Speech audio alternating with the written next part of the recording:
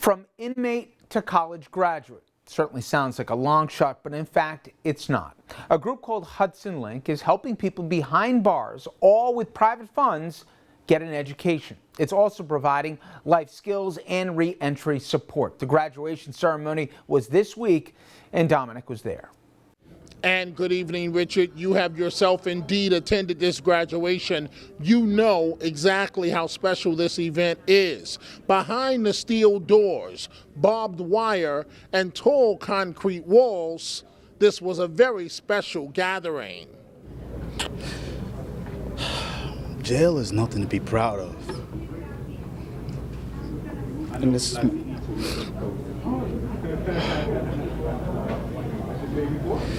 is my grandmother.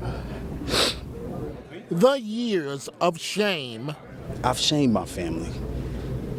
You know, being in prison is nothing to be proud of. And my grandmother expected more of me.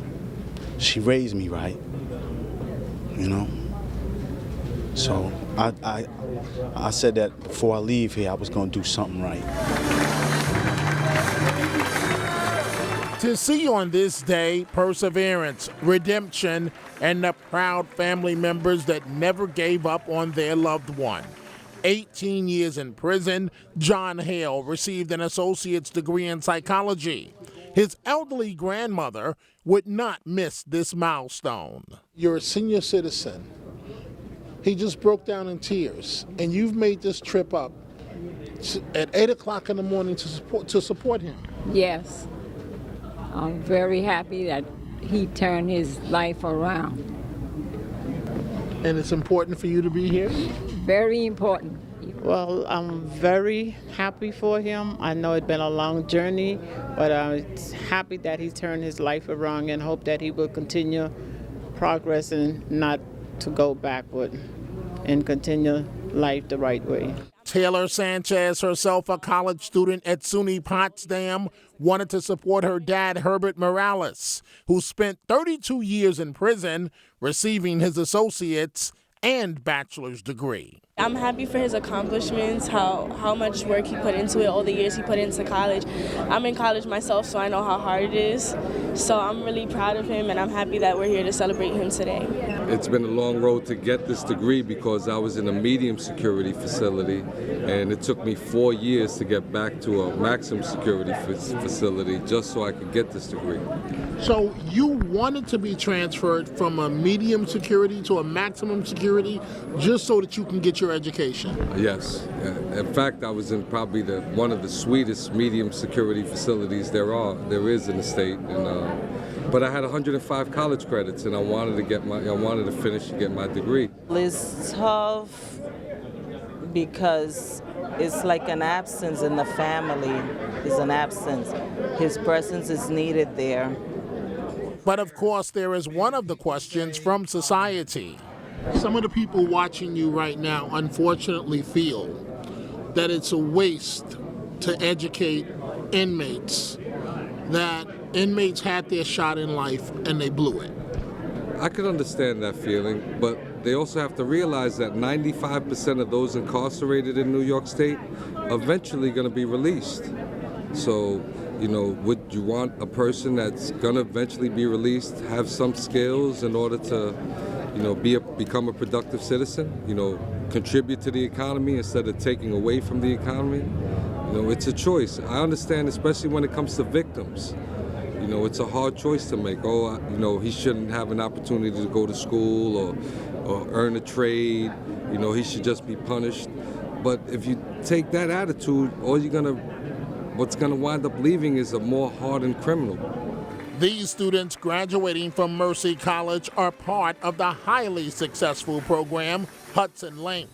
There is no cost to taxpayers, but taxpayers end up saving millions. Hudson Link privately raises the education dollars. There's even more.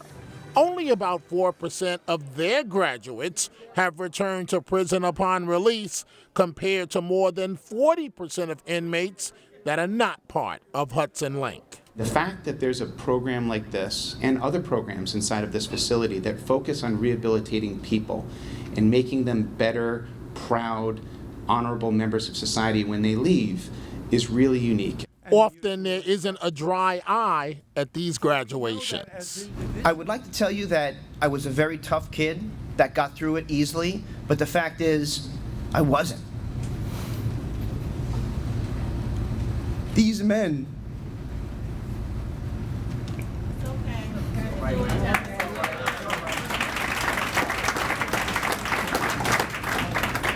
seated before you raised me.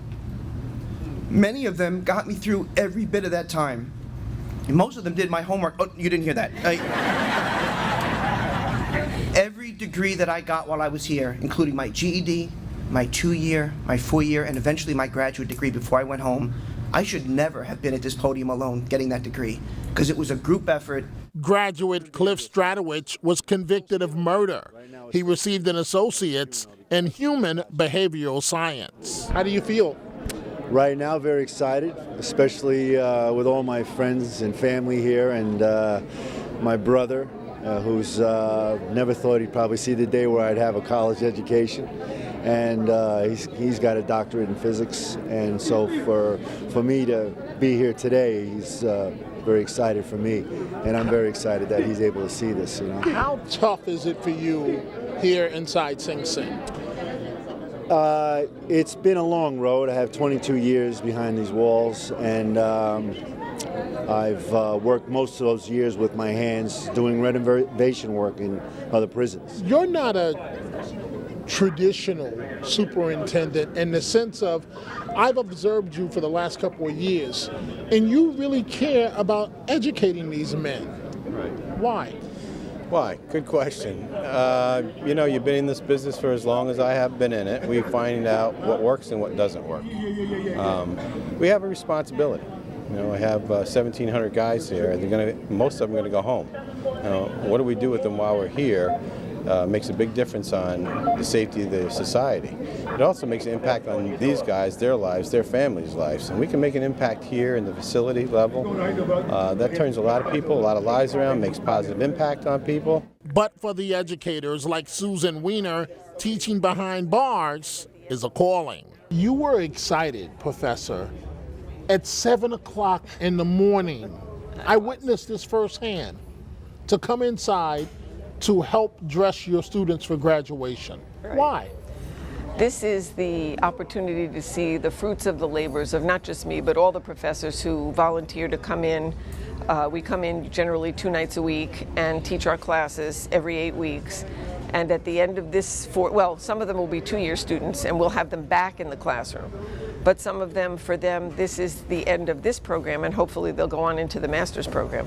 But this is the result of what education does. But Professor, some of these men have been convicted of murder. Yes, and so we can define them as murderers, or we can define them as human beings who've made a mistake, who've paid their dues, dramatically paid their dues, and are now coming back. They're still coming back. We need them to be coming back in a way that teaches their kids to break the cycle of the violence. French author Henry Charrier said, "No man is ruined forever.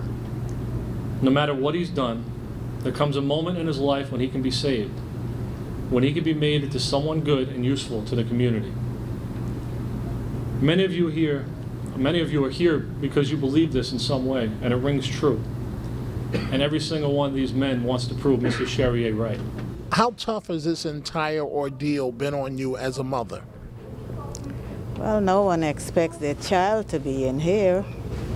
So that's been the tough part, but he didn't just come and sit back and do nothing. He's doing something positive. And so, Richard, there is no doubt about it. This program, Hudson Link, is turning around lives one person at a time.